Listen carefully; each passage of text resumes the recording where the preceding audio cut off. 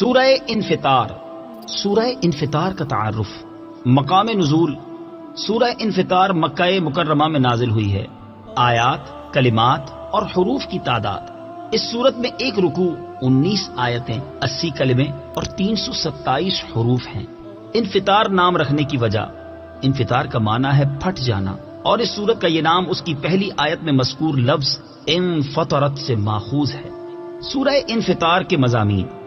اس سورت کا مرکزی مضمون یہ ہے کہ اس میں قیامت کی علامات بیان کی گئی ہیں، اور اس سورت میں یہ مضامین بیان ہوئے ہیں. نمبر 1، اس سورت کی ابتدا میں قیامت قائم ہوتے وقت کائنات میں ہونے والی ہیبت ناک تبدیلیاں بیان کر کے فرمایا گیا کہ اس وقت ہر جان کو وہ سب کچھ معلوم ہو جائے گا جو اس نے آگے بھیجا اور جو اس نے پیچھے چھوڑا. نمبر 2، انسان کو عطا کی جانے والی نعمتیں بیان کر کے اسے جھنجھوڑا گیا کہ کس چیز نے تجھے اپنے کرم والے رب عز و جل کے بارے میں دھوکے میں ڈال دیا اور تو نے اس کی نافرمانی شروع کر دی. نمبر 3، یہ بتایا گیا کہ ہر انسان پر کرامن کاتبین 2 فرشتے مقرر ہیں جو اس کے اعمال اور اقوال کے نگہبان ہیں اور وہ اس کے تمام اعمال جانتے ہیں. نمبر 4، اس سورت کے آخر میں نیکوں اور بدکاروں کا انجام بیان کیا گیا اور قیامت کے دن کے احوال بیان کیے گئے.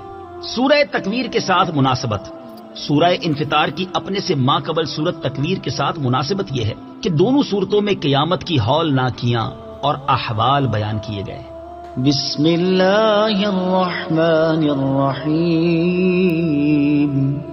ترجمہ: اللہ کے نام سے شروع جو نہایت مہربان رحمت والا ہے.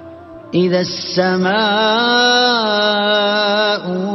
انفطرت واذا الكواكب انتثرت واذا البحار فجرت وَإِذَا الْقُبُورُ بُعْثِرَتْ عَلِمَتْ نَفْسٌ مَّا قَدَّمَتْ وَأَخَّرَتْ.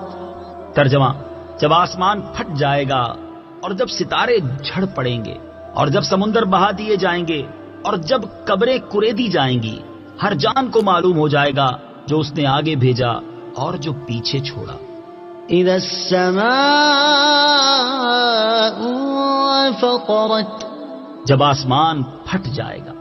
تفسیر صراط الجنان میں ہے. اس آیت اور اس کے بعد والی 4 آیات میں قیامت کے احوال بیان کرتے ہوئے ارشاد فرمایا کہ جب آسمان فرشتوں کے نازل ہونے کے لیے پھٹ جائے گا اور جب ستارے اپنی جگہوں سے اس طرح جھڑ کے گر پڑیں گے جس طرح پروئے ہوئے موتی ڈوری سے گرتے ہیں، اور جب سمندروں میں قائم آڑ دور کر کے انہیں بہا دیا جائے گا اور میٹھے اور کھاری سمندر مل کر ایک ہو جائیں گے، اور جب قبریں کریدی جائیں گی اور ان کے مردے زندہ کر کے نکال دیے جائیں گے، تو اس دن ہر جان کو معلوم ہو جائے گا جو اس نے نیک یا برا عمل آگے بھیجا اور جو نیکی بدی پیچھے چھوڑی. ایک قول یہ ہے کہ جو آگے بھیجا اس سے صدقات مراد ہے اور جو پیچھے چھوڑا اس سے میراث مراد ہے، اور یہ جاننا اعمال نامے پڑھنے کے ذریعے ہوگا، جیسا کہ ایک اور مقام پر اللہ تعالیٰ ارشاد فرماتا ہے: وَكُلَّ إِنسَانٍ أَلْزَمْنَاهُ طَائِرَهُ